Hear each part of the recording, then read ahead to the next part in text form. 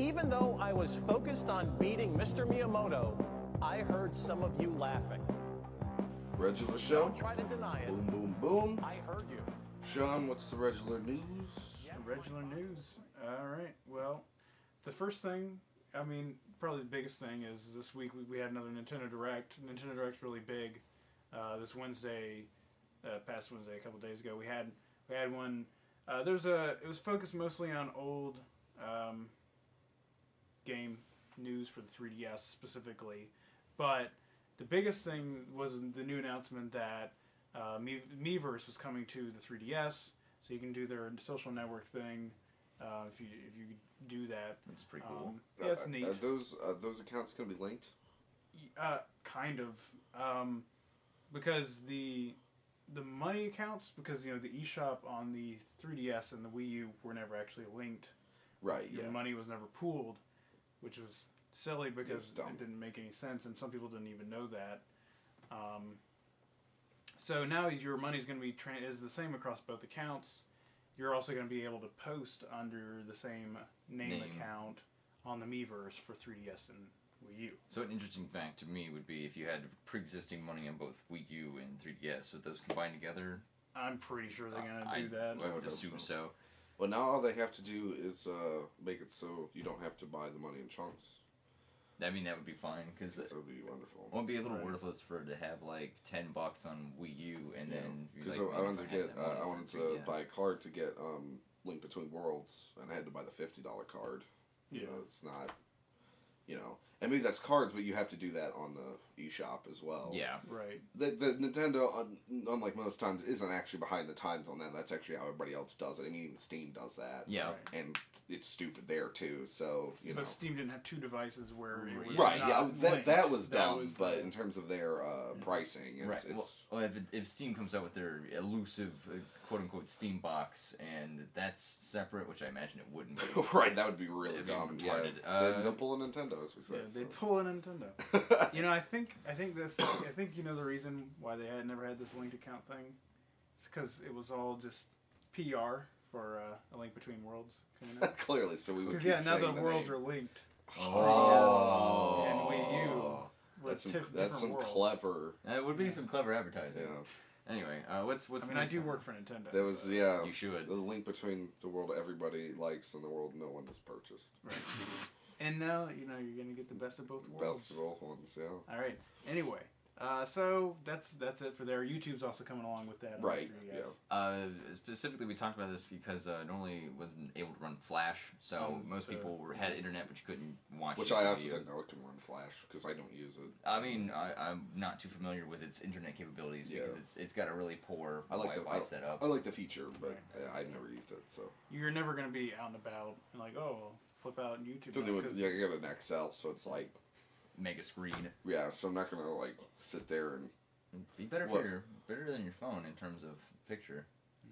Yeah, I suppose so. But would it play on both screens? Thinking about on the topic of Link Between Worlds, it's interesting because there's been a lot of buzz on the internet about it because it's gotten like super high scores by pretty much every respected outlet. Game Informer gave it a 10 out of 10. IGN, I think it's 9.5 out of 10, which is huge. Respected. IGN in their God Hand Review. Their God Hand Review. But like a bunch of people are giving it like nigh perfect scores. So okay, this is something that I found interesting. I'm not sure what the buzz is about. Don't Zelda games always get absolutely fantastic scores? I mean, I don't think that they deserve the really fantastic scores always. Like Skyward Sword. Skyward got kind of... It didn't get it got mixed, but it had motion controls. I'm talking about non-motion controlled. So you're like going back to Wind Waker? Well, yeah, in terms of non something like not like Skyward, not like Phantom or Spirit that had kind of divisive control schemes. You're like going way like back a pure Zelda game, I think always get fantastic scores. But it's been a long time. Wind Waker, and then if you're talking about portable ones, because even Skyward got fantastic scores. I mean, there were a couple naysayers that didn't like, but they didn't get like perfect. No, they weren't like. It got a perfect from a couple places. I thought. I don't think it really deserved that. I didn't think I'd so have to look either. into it, but I mean, if you're fine with motion, then maybe it was a perfect game. I don't know, but I mean, I hate motion controls. I mean, motion was a little wonky. This is why in I'm that doing game. a Nintendo show. That's why I played it with you, and then the Skyward Strike was a bitch. Yeah, that was a bitch too.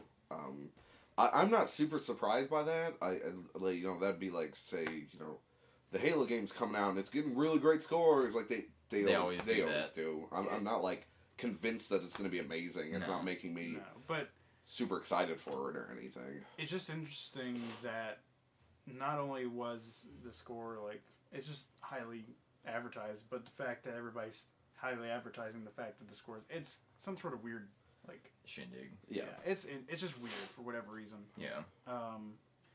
And another thing that's been kind of weird recently, from the same source, which is NeoGAF, which is pretty reliable, given the fact that it's usually just the same stories are usually correlated by multiple people. Right.